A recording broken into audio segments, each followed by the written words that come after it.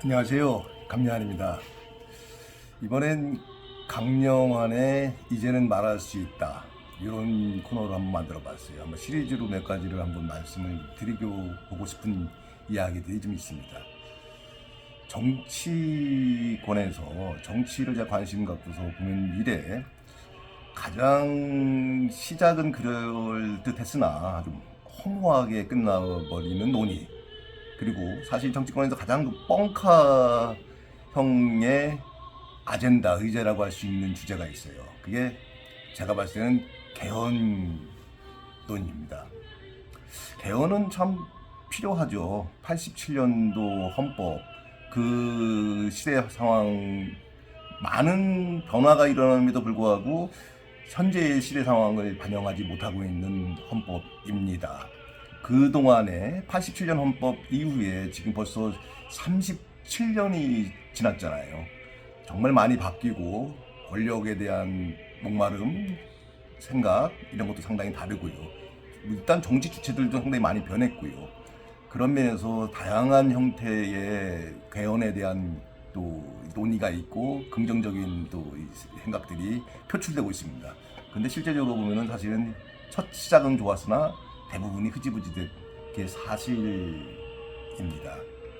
대부분 개헌에 대한 논의는 한 서너 가지 주제로 이제 몰아지는 것 같아요.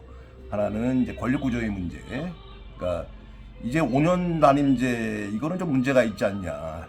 좀 더 권력을 국회, 의회에 분산시키자라는 취지에서 권력 분산형 개헌, 이원집정형 뭐 이런 거 있잖아요.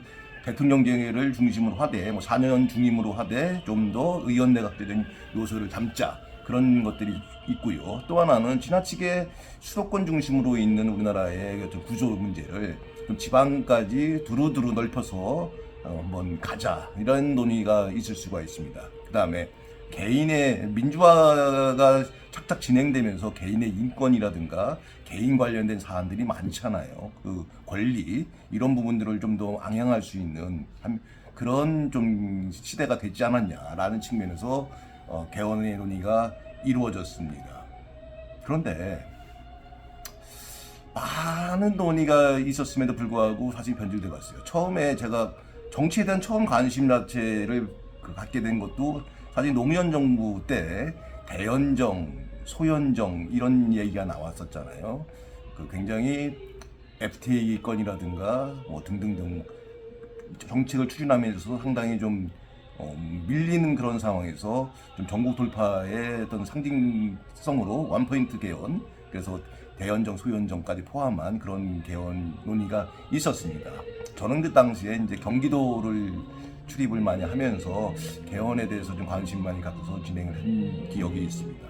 제가 본격적으로 관심 가졌던 거는 2008년도 때부터입니다.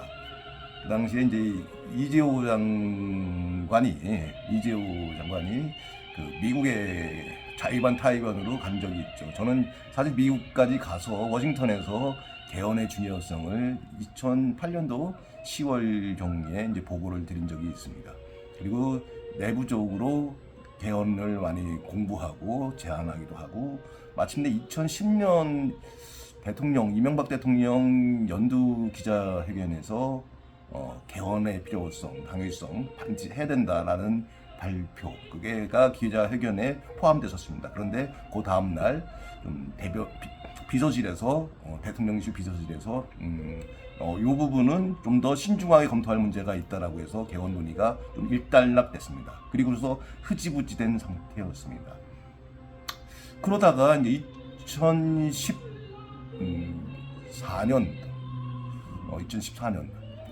개헌에 대한 목마름, 기대, 이런 것들이 꽤 많았기 때문에 논의가 굉장히 좀 이렇게 제도 정권 정치를 중심으로 해서 논의가 좀 있었습니다. 그때 박근혜 대통령께서는 개헌은 모든 이슈를 다 삼켜버리는 블랙홀과 같다. 그래서 개헌 논의에 대해서 상당히 좀 부정적인 입장을 취했습니다. 그러다가 2016년 가을쯤에 이제 태블릿 PC를 비롯한 여러 가지 건들이 나오면서 박근혜 대통령은 전국 돌파형으로 국회에 가서 개헌의 필요성을 이야기하죠. 그런데 그 전에 한참 전에는 야당에서 개헌 논의에 대해서 굉장히 긍정적이었으나 박근혜 대통령의 개헌 논의 나오자마자 일거에 일축해버립니다. 왜냐하면 자꾸 이슈를 딴 데로 돌리지 마라. 전국 돌파형으로 가지 마라. 나는 이런 어떤 저항의 표시로 개헌 논의를 반대를 합니다. 그럼에도 불구하고 문재인 정부 때도 개헌에 대한 또 항상 대선의 공약으로 개헌 얘기가 나오니까요. 문재인 정부 때도 개헌에 대해서 긍정적으로 검토를 했습니다. 특히 인권의 문제, 역사의 문제, 5.18을 비롯해서 그런 문제, 그다음에 지방의 어떤 균형 발전 이런 것들을 좀 담자 이런 논의들이 있었으나 사실은 자체적으로 흐지부지 됐습니다. 최근 들어서 개헌 논의가 살살 나오고 있습니다. 아마도 모든 정치인들은 개헌에 대한 그 정신에 대해서는 동감할 겁니다. 너무 오래됐지 않느냐. 87년 헌법 이제 바뀔 때가 됐다. 시대의 정신을 담아야 된다. 그러면서 앞서 말씀드렸던 권력구조의 문제, 그 다음에 지역의 문제, 그리고 역사성의 문제, 개인 인권의 문제 이런 것들을 중심으로 다양하게 논의를 하고 그렇습니다. 그런데 과연 그것이 이번 정부에서 가능할까라는 부분들, 이 부분이 원포인트 개헌, 지금 당장 야권에서는 5.18 정신을 담는 원포인트 개헌 논의가 나오고 있습니다. 또 한쪽에서는 전체적으로 좀 손을 볼 때가 되지 않았냐라는 논의가 나오고 있죠. 이 두 가지 논의가 서로 간에 하면서 자꾸 정치적인 문제로 좀 이야기가 되고 있습니다. 그런데 이런 가정을 해봅시다. 전국에 굉장히 지금 꼬여 있어요. 특검 문제라든가, 최상병 또는 김건희 여사의 어떤 특검 문제라든가 이런 것들 속에서 지금 사실은 또 윤석열 대통령 입장에서는 사실 일을 제대로 할 수 있는 구조가 아니거든요. 이런 부분들을 정말 뭔가 새롭게 돌파해 나갈 수 있는 하나의 생각으로 국민들이 원하는, 예를 들자면 본인의 임기까지를 포함한 대통령 중임제, 4년제 중임제 개헌을 한다. 우리 한번 역사적으로 그거 한번 해보자. 모든 논의가 그렇게 진행되고 있었고, 그리고 여기에 담자. 5.18도 담고, 지역균형 발전도 담고, 개인 인권도 담고, 권력구조 담자. 그리고 청와대 권력, 대통령실의 권력을 의회를 보고, 그리고 지역으로 주고, 개인 직접 민주적인 요소로 가고. 만약에 이런 제안을 한다고 했을 때 야당에서는 어떻게 나올까요? 야당은 계산을 하겠죠. 지금은 누가 뭐래도 야당이 굉장히 주도적으로 힘을 갖고 있는 그런 정부입니다. 그 야당에서 그 개헌을 받아들일까요? 개헌 논의가 대통령실에서 여권에서 나오자마자 그건 블랙홀이 됩니다. 아마도 지금 나오고 있는 특검이라든가 여러 가지 다양한 문제들이 아마 그냥 개헌 논의에 빠져들어갈 거예요. 그렇기 때문에 야당에서는 이걸 국면 돌파형, 전국 전환용 정치 아젠다라고 치부하면서 개헌에 반대를 할 가능성이 높습니다.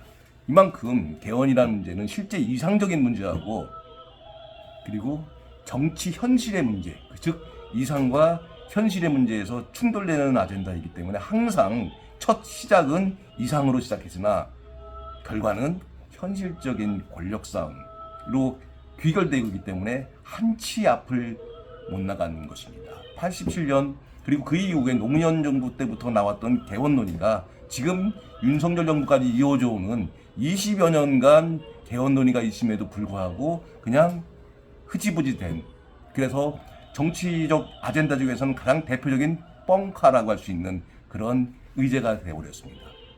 우리에게 개헌은 어떤 의미일까요? 우리 한번, 개헌이 진짜 중요하죠. 가능할까요? 한번 고민해 봅시다. 감사합니다. 강영환입니다.